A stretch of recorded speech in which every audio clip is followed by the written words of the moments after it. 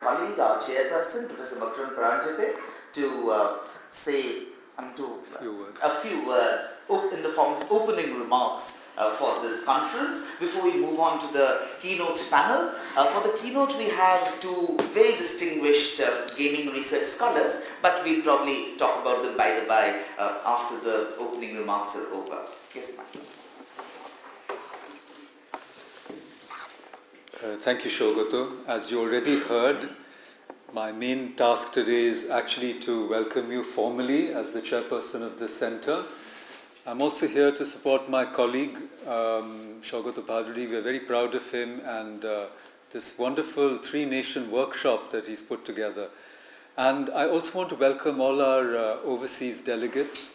Welcome to India, and I hope you have a very productive and also interesting time in India. You can't be lukewarm about India, you know. You either hate it or you love it. It hits you in the gut and possibly also in the nose. It's a pretty smelly place compared to Europe and America, where everything is grey and often odorless. Anyhow, when Shogoto asked me to say a few words, I realized I was completely out of my depth. I know nothing about gaming. So I asked my friend and student Prayag, I said, please send me something. And of course, Prayag was partying till very late last night, as you all know. So when I checked my mail, pretty late it was, at about 1:30 last night, there was an apologetic quick message from his smartphone, which he's just acquired, saying that, this is all a part of gaming, these phones, these devices, and all that. So he says, I'm very busy tonight, so I'm not going to be able to send anything to you. So I came to the office, as Shogoto said, at 9:30. I told him I'm ready, we'll start whenever you want. And I opened my mailbox and had this wonderful mail from Prayag about all kinds of things about gaming, and which I wasn't able to absorb at all. So last night and this morning I had a few thoughts. So I thought I'd share those with you and not offer any really important or in-depth reflections, but just certain remarks off the cuff.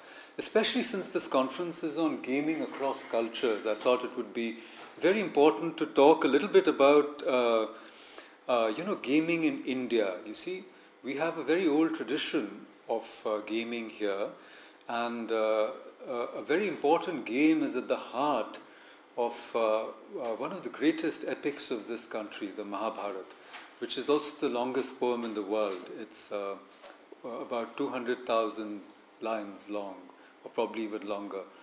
And I thought I would talk a little bit about the game in the Mahabharata, because it was such an important and pivotal aspect of the epic.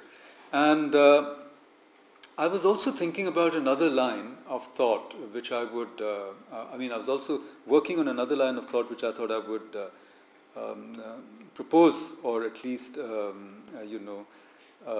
advance here, which is that there are at least two aspects of gaming that I was thinking of.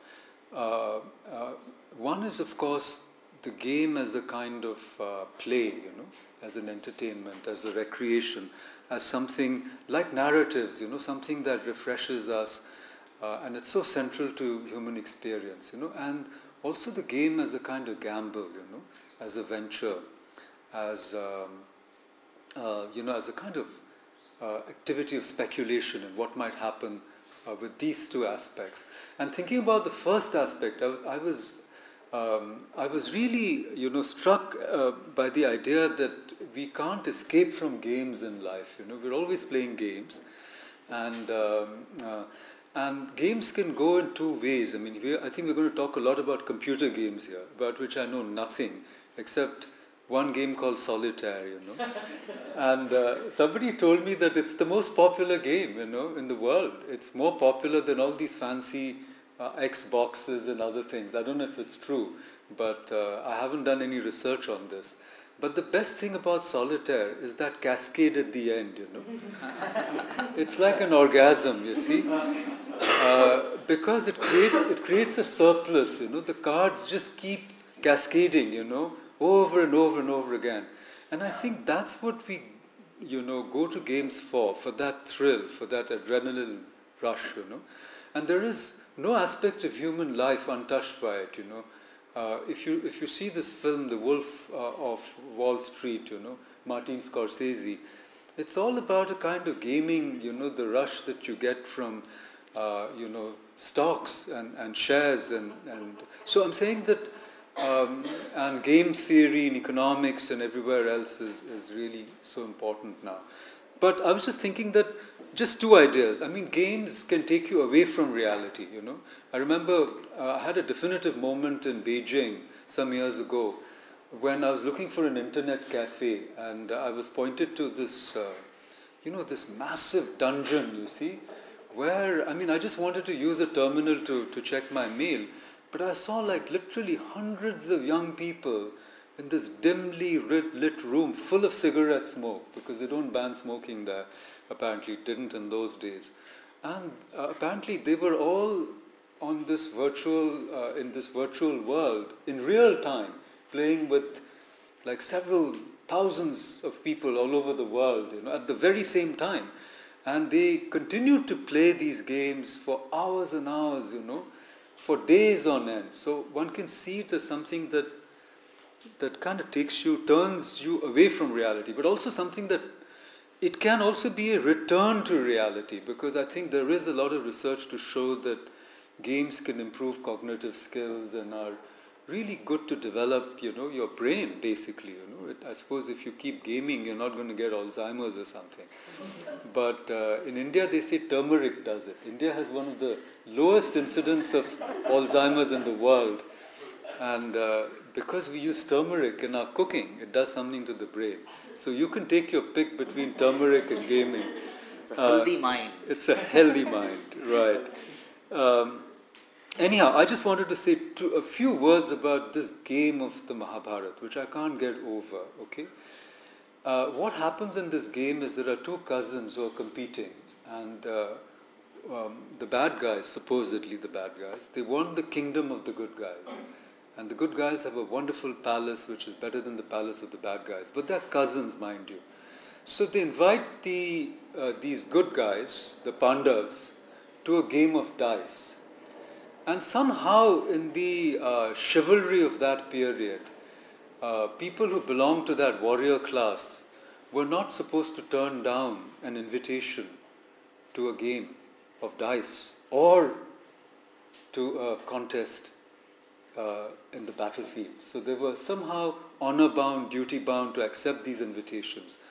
And the person who gambled, who played the game on behalf of the Pandavas, Yudhishthir, was supposedly somebody who understood all the nuances of dharma. He was the good man.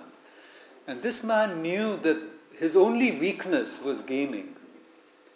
And he also knew that he shouldn't, go to this game. He had a very bad feeling about this game. And he knew that the intentions of his cousins who had invited him to the game were very bad. But he still felt duty-bound to go to this game, and he knew that he was a compulsive gambler. And of course, on the other side, the other cousins were represented by their mama, an uncle, whose name was Shakuni, who had a special pair of dice which was made of the bones of his relatives.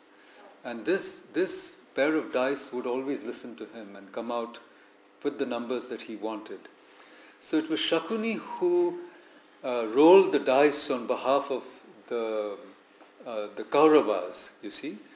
And the Pandavas played, Yudhishthir played, and the way the game of dice went is that he gambled away everything he had, his kingdom, his horses, his chariots, his palaces, and then he gambled his brothers one by one. Then he gambled himself away, and then he gambled his wife, who was also the wife of the other brothers, by the way. So she was in her palace, and one of the brothers goes there, the cousins, and he drags her by her hair to this court, and they begin to strip her in the court.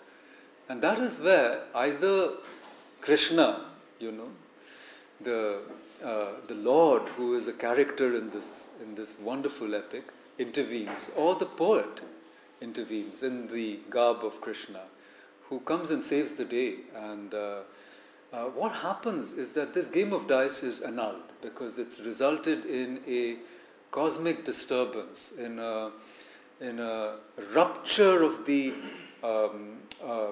order of the universe, of dharma, of such a high proportion in the stripping of this woman, the bride of these brothers and also the daughter-in-law of the house in the middle of the court, in front of everybody, that the game is annulled.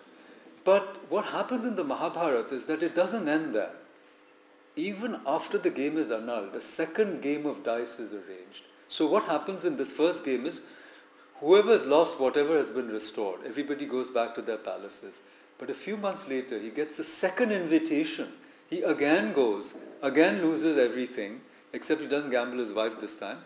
And they agree to 14 years in the forest. That is, they agree to exile. And, the whole epic makes you ask, what is this game about and what does it mean? Is it trying to say that human life is like a game?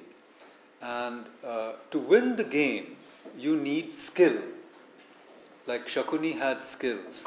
Or is it saying that what you need is not skill, but cunning? Perfidy. You need to cheat to win. And if you look at this film about Wall Street, this man is a crook. He's crooking everybody, and he sends money to Swiss accounts and so forth, and the FBI catches up with him. So what is it that rules, human life? Is it skill? Is it cheating?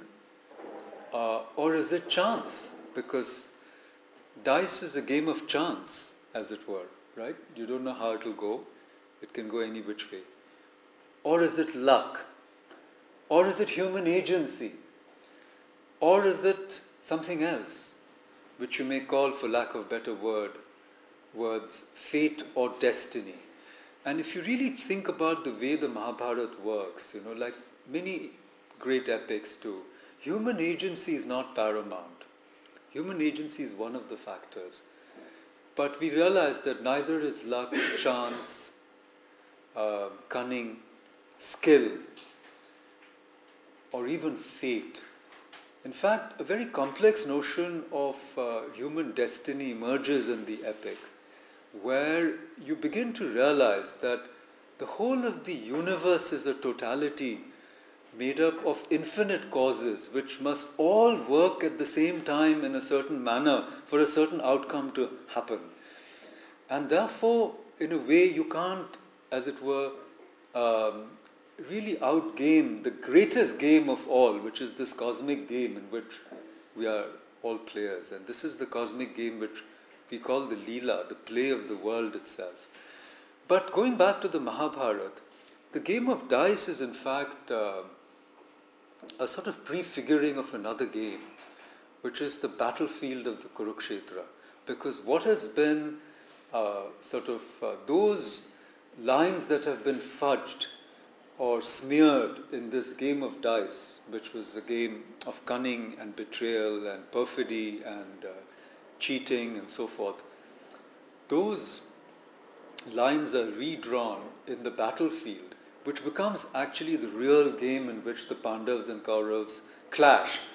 But that is also a game, and there is a kind of master of ceremonies. So if the first game is played by Shakuni, the maternal uncle of the Kauravas, who tricks the Pandavas, the second game is played by Krishna, who sort of rolls the dice in the battlefield, so to speak, right? And an enormous destruction results, great carnage, and traces of that carnage are still evident, in the blood-soaked plains of northern India. So with those remarks, I once again welcome everybody, and I hope we have a wonderful game, not of dice, but of the mind, and of intellectual exchange and cultural exchange, and this collaborative project really takes off and achieves whatever it sets out to achieve. Thanks a lot. Thank you so much. Thank you so much, Makaran. Some of the issues that you've touched will actually be discussed throughout the day, including solitaire. There's a paper